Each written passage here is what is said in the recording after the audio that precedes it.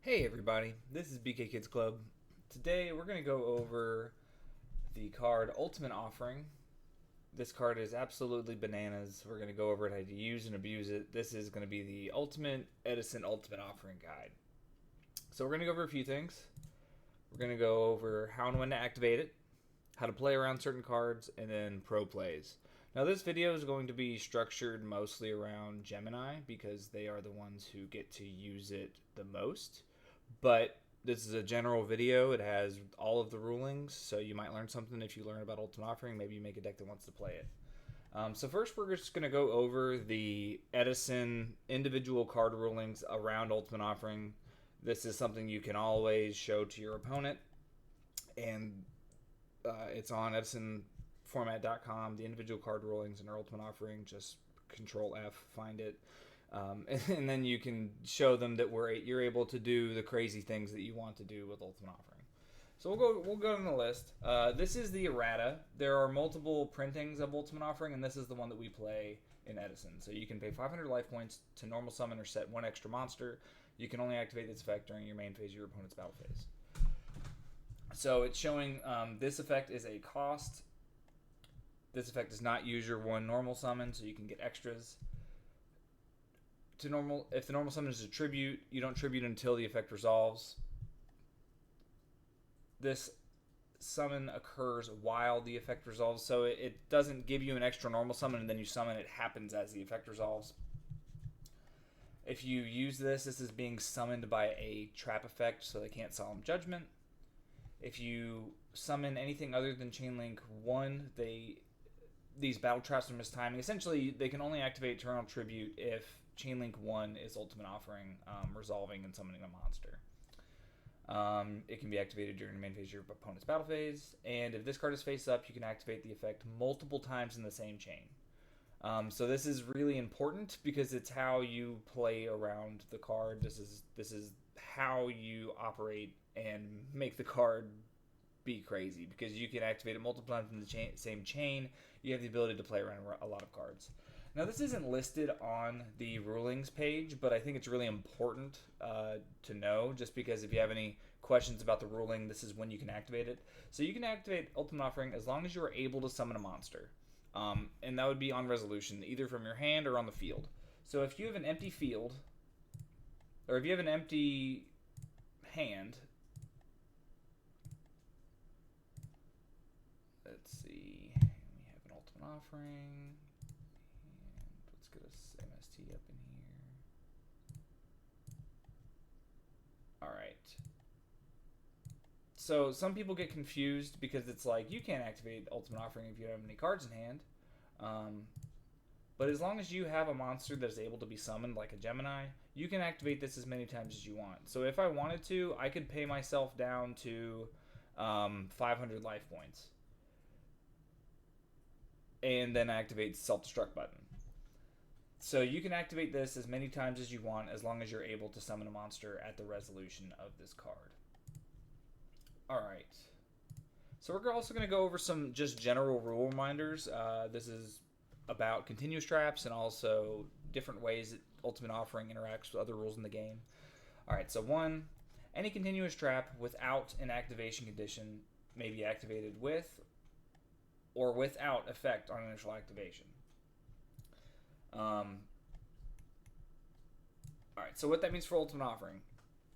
It is almost always correct to flip up Ultimate Offering without effect the first time you use it. So we're just going to go imagine the scenario where your opponent has MST. So this is set. Activate Ultimate Offering. If they use MST right now, then I've saved myself 500 life points. If they don't activate the MST, then when it resolves, I'll go ahead and declare. I'll get my extra summon. Then they chain MST. Then I can activate this multiple times after this MST has been activated. So always activate this first without using effect, and then you're going to be, it's either you're going to play around your opponent's MST and outplay them, or save yourself 500 life points. Alright, 2. If a continuous trap is not face up on the field when its chain link is resolving, its effect activation will resolve without effect for that chain link. So if you go Chainlink 1, Ultimate Offering, Chainlink 2, MST, Chainlink 3, Ultimate Offering, Chainlink 3 will resolve, a monster will be summoned, and then Chainlink 2 will resolve, MST will destroy Ultimate Offering, Chainlink 1 will resolve out of effect because you don't have the trap on the field for it to resolve. Alright, once a continuous trap is face up and its activation Chainlink has resolved, it may be activated multiple times in the same chain. So just like we talked about, you can activate it multiple times in the same chain to play around a lot of different cards, or summon a monster that wouldn't normally be able to get priority, like Blazewing Butterfly is an example. If you go Chainlink 1, activate Ultimate Offering, Chainlink 2, activate Ultimate Offering, when it resolves, you go Chainlink 2, summon Blazewing Butterfly, Chainlink 1, Gemini summon Blazewing Butterfly. So if you have a Gemini in graveyard, you can go ahead and get this with priority, and it's a cost to activate this effect. So here you could have played around Bottomless. So if they had a Bottomless, they would have normally been able to get that if you normal summoned it once. But because you did this twice in a row, you played around Bottomless to go get this Gemini Soldier. All right. Also, we talked about it. You can use it as many times as you want. Pay yourself to death for self-destruct button. All right. Face-up continuous traps may be activated on both your and your opponent's turn if the trap allows you. So here, use your Ultimate Offering at the end of their battle phase to set a monster or play around a summon trap. So if you've gone end phase, a popular play I like to do is with Morphing Jar. So they go ahead and they attack.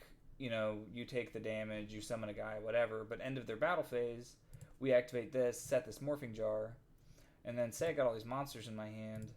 On my turn, when I flip this, I can then chain this, special summon these guys, or normal summon these guys, sorry, and then get a fresh hand of 5 cards. So that's just one way that you can use Ultimate Offering to summon on your opponent's turn and sort of use and abuse it. Replays are not a redeclaration of an attack. They are simply replaying the attack and choosing a legal attack target. So cards like Mirror Force or Deep Prison may not be activated when a monster is chosen as a replay attack target. So here, the only time we're really doing that is if we have a Reinforced Truth. Here, we'll just give them a monster. All right, so they go ahead and attack us, and let's say they also have an MST. So a popular play with this deck is to activate Reinforced Truth to special summon this soldier when they attack, and then when they attack this again, you activate this. So if it's set, we go ahead and activate this and summon this guy again, so we get a guy out of our deck. But if they have MST, the order in which we're going to want to do this is we know they're going to attack, so they go enter battle phase. We're going to want to activate this Reinforced Truth at the start step of the battle phase. So before they've declared their attack, we want to get this guy out.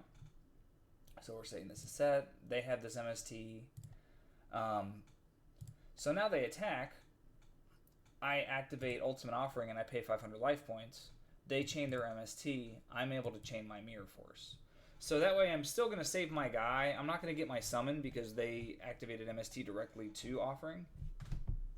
But I will still get to activate Mirror Force. So if I did that in a different way, so they attacked, then I activated Reinforced Truth, special summoned a monster, a replay occurred, they attack, I activate Ultimate Offering, they MST, I can no longer Mirror Force because if they're just replaying, it's not a redeclaration of the attack, so I don't have the attack window to Mirror Force. So basically, activate Reinforced Truth and start step of the battle phase if you want to use it with a battle trap like Mirror Force. It's really specific, but it can help you play around something. Especially in this deck, I'm playing Scrap Iron Scarecrow, so I don't want to. I especially want to use this and save my guy because it'll give me the ability to attack over this next turn. Alright, and 6. If a monster is summoned Chainlink 2 or higher, a trap with a summoning condition like Torrential Tribute or Bottomless Trap Hole will miss activation timing. So that's going to bring us into different ways that we can play around cards. So let's talk about how to play around Bottomless. So the first way, chain Ultimate Offering to any card or effect activation. So if I go, let's see, put this in my hand, put this in my hand. Say I want to summon this Valkyria and not get Bottomless, I can go Chainlink 1, Ultimate Offering, Chainlink 2, Chainlink 3. Those will resolve. Chainlink 3, I'll normal summon this guy. Chainlink 2, I'll normal summon this again. Chainlink 1, Ultimate Offering will resolve, or Upstart Goblin will resolve. In this case, because a summon occurred Chainlink 2 or higher, they're not going to be able to activate Bottomless or Torrential. So that's one way you can play around it. Let's see. Chaining Ultimate Offering multiple times on Chainlink 1, summon a monster with less than 1500 attack. So that's another way you can do it. So if these are both in my hand, I'll just go Chainlink 1, Chainlink 2, Chainlink 3, Chainlink 4. Chainlink 4 and 3 will be this one, normal summon and normal summon, and Chainlink 2 and 1 will this be normal summon and normal summon. So when Chainlink 1 resolves, the last summon to occur will be a 500 attack monster, and they won't be able to activate Bottomless Trap Hole. Chain Ultimate Offering multiple times to activate a Gemini monster with priority. So that's going to be either your Gigaplants or your Blazewing Butterfly. And it also will help you out if you have a Starlight Road, because that's a card we play. So say I have this in my graveyard, and I want to play around either Bottomless or play into the Starlight Road if they have Torrential. So let's put this open field.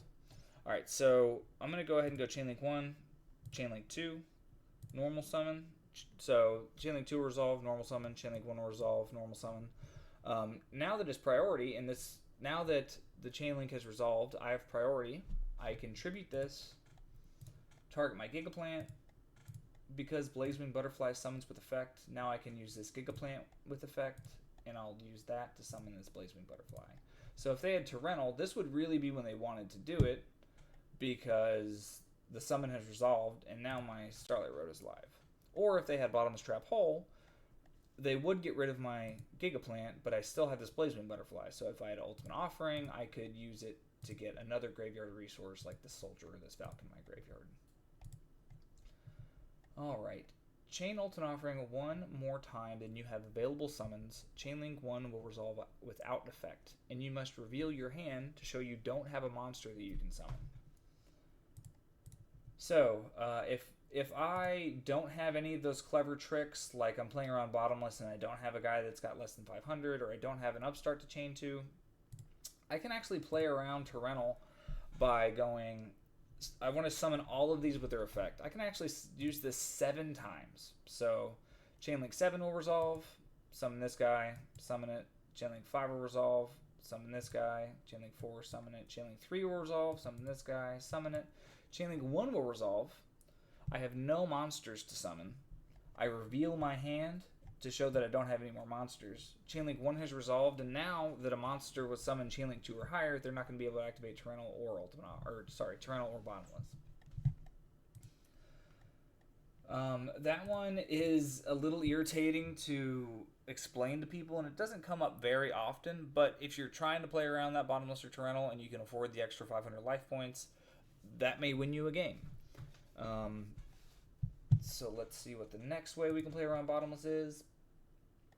Activate Ultimate Offering at the end of your opponent's battle phase before they set their traps. So a popular play is to go, I set all these back row. Let's see, the top deck. So they attack directly. I activate Reinforced Truth. I'll summon the Soldier. Then I activate Ultimate Offering. With that, then I usually get out Dark Valkyria. But before they end their battle phase, I'll go ahead and activate Ultimate Offering again, get this summon out of the way. That way on my turn, I can just go ahead and place a counter on it, destroy their card, without them being able to use a summon trap. And I'll have both of these summoned with their effects. So just a way you can play around some things and frustrate your opponent. Another way is to tribute a monster that is being bottomless with an activation of Ultimate Offering. So this deck, if you draw a Gigaplant in your hand, it is not the greatest. But, let's see. Say I go ahead and normal summon this Dark Valkyria, they bottomless it. I will just chain Ultimate Offering however many times, normal summon, and then I'll do it 2 chains. So this will actually be summon chain link 2. They're not going to be able to bottomless or Torrential it, and I can activate this with priority now. So if I had like this Blaze Wing or whatever. All right, playing around Torrential. It's got all this. It's all the same as playing around Bottomless. There's just a little bit less because Bottomless is more specific than Torrential. But again, chain Ultimate Offering to any card activation like Upstart Goblin, Chain Link 1, Ultimate Offering, Chain Link 2. Chain Ultimate Offering multiple times to activate a Gemini monster with priority, like an Ignition effect, like Blazing Butterfly or Gigaplant. Chain Ultimate Offering one more time than you have available summons, just like we just did. Or activate it at the end of your opponent's battle phase so that they can't use it. They haven't set their traps yet. Alright, we're also going to go around how to play around Solemn Judgment. So, it's definitely the case where you want to activate your Ultimate Offering end phase a lot. That way they aren't able to Solemn Judgment it. Because if you have gotten your offering resolved, then they're not going to be able to Solemn Judgment any of the summons that you get off of it. So, try to get this resolved end phase if you can. It'll also force your opponent to MST it before your main phase. If you go standby main and then go activate, then they've already lost. As soon as you're able to activate this card and it's face up, if they chain MST at that point, then you can just keep using it. So summon it as many times as you want. You are going to lose it at the end of the chain, but hopefully by then you've gotten a +1, +2, whatever. Conduct all of your normal summons with Ultimate Offering, even if you're paying 500 more life, and never allow your opponent to Solemn. So again, your opponent cannot Solemn Judgment the activation of Ultimate Offering. So, you know, normally you balance between using your regular normal summon and using your Ultimate Offering to get the effect. But if you're convinced they have a Solemn Judgment, go ahead and just do all of your normal summons with Ultimate Offering. Never use your regular normal summon. That way they can't use their Solemn Judgment, and hopefully you'll play around, and maybe that'll push for lethal. Another way, specifically in Gemini, summon Blackbrute Drago. So, Blackbrute Drago, we'll just read it real quick. The last effect is what matters. When this card is destroyed and sent to the graveyard, you can select one Gemini monster in your graveyard and special summon. The special summon Gemini is treated as effect monster and gains its effect. So it just says when this card is destroyed and sent to the graveyard. So Solemn Judgment, as you can see, it says destroy that card. Even if it hasn't resolved on the field yet, you're going to be destroying that card from the extra deck. So it will still hit the graveyard, and if you have any Gemini in your graveyard, you're going to be able to activate that effect. So, I mean, the popular play in the deck is to go Gigaplant Nettles. So if you go Gigaplant Nettles into Blackbrute Drago, and they Solemn it, activate the effect, get back your Gigaplant, and then Gigaplant will have its effect, so you just get back Nettles, and then if you want, you can just go right back in to get another Blackbrute Drago. So, that is it on playing around those cards. We're just going to go over a couple specific plays in Gemini that are really good with Ultimate Offering. So, first one is about using our Gigaplants optimally. If you have a Lone Fire and you get to search a Gigaplant, and you have a Gigaplant in hand, and you have an Ultimate Offering, it's a very strong advantage position, and this will allow you to get a lot of extra advantage. So let's go ahead and look at it and what we're going to do. So we'll just reset this deck and put those cards in our hand. Hey, look, we almost drew it. We just need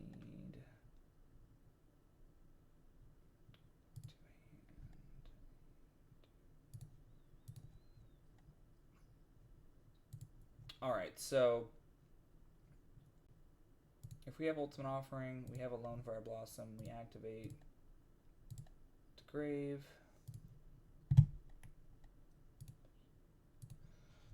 Alright, now what we can do, if we have a Gigaplant in hand, is we can activate Ultimate Offering, normal summon this again, activate effect Chainlink 1. Now Chainlink 2 and 3, we're going to tribute this Gigaplant for this Gigaplant. So Chainlink 3 resolve, tribute summon resolves, Chainlink 2 resolves, this gets summoned, and Chainlink 1 resolves. Gigaplant just says special summon one insect or plant type monster from your hand or graveyard. So it can summon itself. So what this is going to give you is 2 Gigaplants that have not used their effect yet. So if you do that, that means one of them can go get this Lone Fire, go get this Nettles, then you go into an 8. Stardust is a popular pick, or Blackroot Drago. And now that this one hasn't used its effect, we'll go ahead and declare that. Get this Gigaplant, Ultimate Offering, use this Gigaplant and get a Nettles, and go into another 8 Synchro. Or just attack with Nettles, Gigaplant, Stardust, Gigaplant, which is a lot. That's enough. That's over 8,000 right there. So in that scenario, because we got Gigaplant back with its own effect, we were able to go 2 Synchros. If we go to the play that most people do, I have this Gigaplant in my hand. This is in my deck. They will just activate this Gigaplant to summon this Gigaplant, and then this Gigaplant will get Nettles. Declare, go get Nettles. But now both of these Gigaplants have used their effect, so all you're getting is 1 Gigaplant and a summon. So you can see why it's optimal to get back Gigaplant with its own effect by tributing for your Gigaplant if you're just trying to swarm the board and win. With just that, you can OTK. So that is the first one. Chain Ultimate Offering Gigaplant with Gigaplant in hand. Gigaplant does not target an effect or evolution. You may summon Gigaplant back with itself. This will give you more resources to synchro summon with. Another pro play, use Ultimate Offering during your opponent's battle phase after they attack to set Morphing Jar, or summon a bunch of monsters and play around Ultimate Offering or Torrential. So that's definitely a thing I'll do. I love end battle phase summoning Morphing Jar, or setting Morphing Jar with Ultimate Offering, and then getting to summon them on my turn. Because not only is that going to get rid of all of your opponent's cards, it's going to give you a fresh grip of 5 cards. And you already have an Ultimate Offering that's resolved, so you're probably going to win with the large amount of resources that you can use after that. Ultimate Offering with a Grand Mole. So, Grand Mole in there.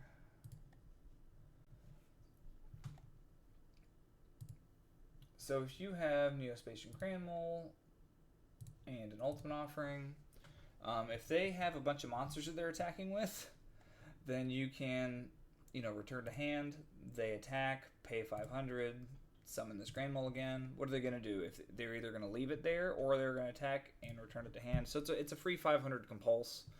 That's why I feel like it's particularly strong in the side, because you can interact with this Ultimate Offering. And the last one, use Ultimate Offering one more time, then you're able to summon to make traps miss timing. So we talked about that and how to play around different cards. But it's something that doesn't make sense unless you've been taught it. Like, I didn't know it was something you can do, and if someone had done it to me back before I knew how the card worked, it probably would have made me a little upset.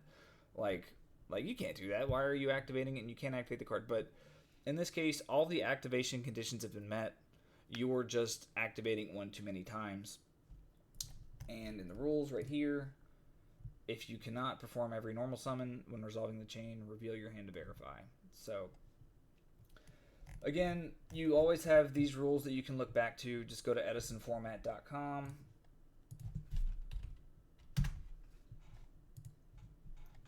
And they have a bunch of rules. Almost every card. It's unfortunate because some of the Gemini cards don't have special rulings like Gemini Soldier because it wasn't played. But every other ruling that you're ever really going to need is in here. The fun part about Edison is that the rules never change. So the more that you know, the more rules that you are aware of, The better you're going to do in your duels, the more things you're going to be able to play around, the more cards like Ultimate Offering you're going to be able to play with more expertise. So, sorry this is a bit of a long video, but it's a very difficult card, and I just wanted to go over all the aspects that make it so cool. So you guys have a great time dueling. Thank you for watching. Take care.